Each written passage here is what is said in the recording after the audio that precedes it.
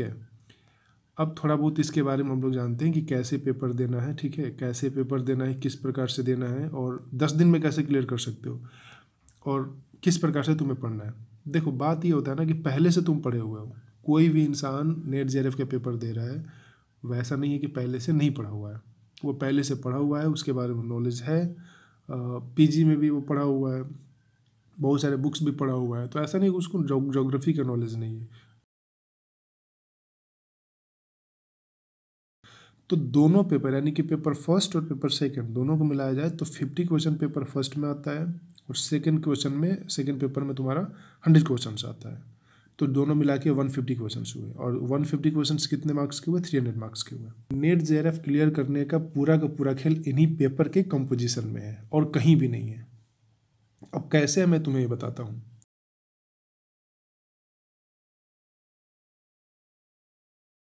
Total जो हम लोग के पास में आर रहेगा, यानी कि टोटल जो हम लोग के पास में टाइम है, वो टोटल टाइम कितना है? 3 घंटे का टाइम है। और टोटल क्वेश्चंस कितने मिलेंगे हमको? हम लोगों को 150 क्वेश्चंस मिलेंगे, ठीक है। अब 150 क्वेश्चंस को तुम्हें 3 घंटे में करना है, यही सबसे बड़ी चीज़ है। और यहाँ पे मैंने देखो 4 स्टेप लिखे हुए हैं, ये 4 स्टेप ही तुम्हें करने हैं और कुछ नहीं करना है। ये 4 स्टेप्स हैं, ठीक है। और जो सबसे मेन चीज़ है वो ये है, कूल रहो, काम रहो, पेशेंट रहो।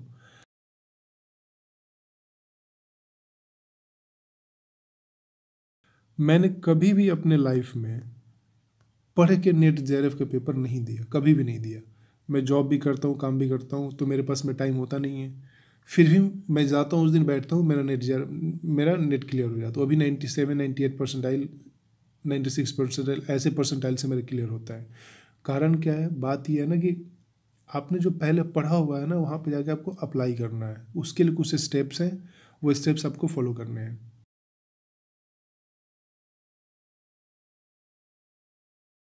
जेआरएफ के लिए थोड़ा सा एफर्ट लगाना पड़ता है पेपर फर्स्ट वाले में या फिर पेपर सेकंड में, जिसमें भी आपकी स्ट्रेंथ है। जिसको पेपर फर्स्ट में नहीं आता है मैथ, तो वो नहीं कर सकता है।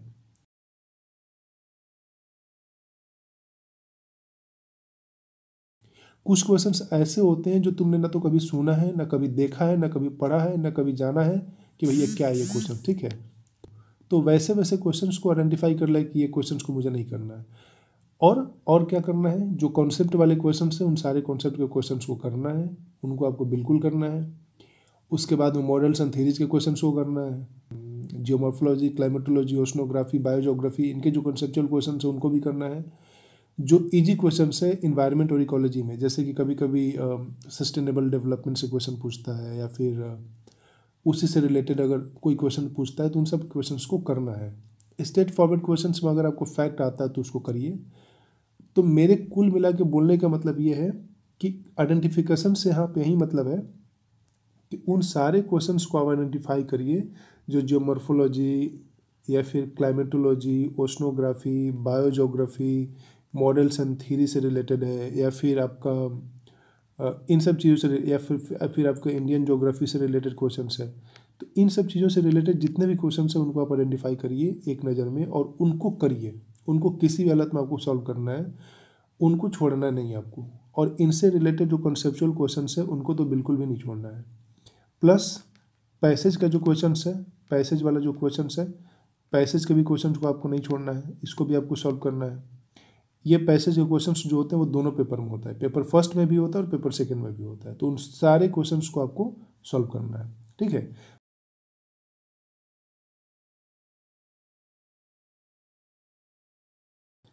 अब क्वेश्चंस को अटेम्प्ट कैसे करने हैं ये सबसे ज़्यादा ज़रूरी है। ये जितने भी हमने देखा कि आइडेंटिफाई करना है, अंडरस्टैंड करना है, ठीक है, उसके बाद में हमें सॉल्व करना है, कूल रहना है, काम रहना है, ये सारा चीज़ एक तरफ, और जो मेन चीज़ है वो एक तरफ है। और वो चीज़ क्या है? वो है तुम्हें कि क्वेश्चंस को कैसे अटेम्प्ट करना है। क्वेश्चंस अटेम्प्ट करना ही सबसे बड़ी चीज़ है। कैसे? कि जैसे हम क्वेश्चंस पेपर देखते हैं, या तो पेपर फर्स्ट देखेंगे क्योंकि पहले सेक्शन में ही दिखता है, और पेपर सेकंड उसके बाद सेक्शन में दिखता है। तो हो सकता है कि क्वेश्चंस आपके अकॉर्डिंग आया हो, आपने जो पढ़ा हुआ है, आपने आप जिन सेक्शन से, ज्योग्राफी के जिस जिस सेक्शन से आप वाकिफ़ हों, जिस सेक्शन से आप फैमिलियर हो, वहीं सारे क्वेश्चंस आपके उसमें पेपर फर्स्ट में दिख रहा है। पेपर सेकंड में भी हो सकता है कि आपने पढ़ा हो और उन सब चीज़ों को देख के आपको लग रहा है कि यार पेपर तो बहुत ईजी है, और 2 मिनट में आप एकदम एक्साइटेड होंगे, उन्हीं एक्साइटमेंट से आपको बचना है, क्योंकि जैसे ही आप एक्साइटेड हुए वैसे ही क्वेश्चन गलत होने की संभावना बढ़ जाता है, क्योंकि उस चक्कर में आप क्या करोगे, उस चक्कर में आपका ह्यूमन एरर होगा। ह्यूमन एरर होगा मतलब जो चीज़ हो सकता है कि टिक करने में गलत हो जाए, हो सकता है कि आपने 3 ऑप्शन में से 2 ऑप्शन पढ़े, एक ऑप्शन पढ़ा ही नहीं और ओवर कॉन्फिडेंट के चक्कर में बोला अरे यार ये तो मुझे आता है, मैंने टिक मार दिया और बाद में पता चला कि वो गलत हो गया। क्योंकि मेरे से भी हुआ है, बहुत बार हुआ है। मेरा जो फर्स्ट टाइम में JRF नहीं मिला था जिसमें 98 परसेंटाइल आया था, उसमें मेरा एक क्वेश्चन गलत था अल नीनो और ला नीनो से, जो कि मेरा फेवरेट है। और दूसरा गलत हुआ था कि पृथ्वी जो है यानी अर्थ जो है वो कितनी एल्बिडो डायरेक्टली ऊपर से ही वो रिफ्लेक्ट कर देती है, तो जो 35% था वो भी मेरा, ये 2-3 क्वेश्चन के चलते मेरा JRF रुका हुआ था और यही 2-3 क्वेश्चन ईजी क्वेश्चन थे जो कि मेरे से गलत हुआ था।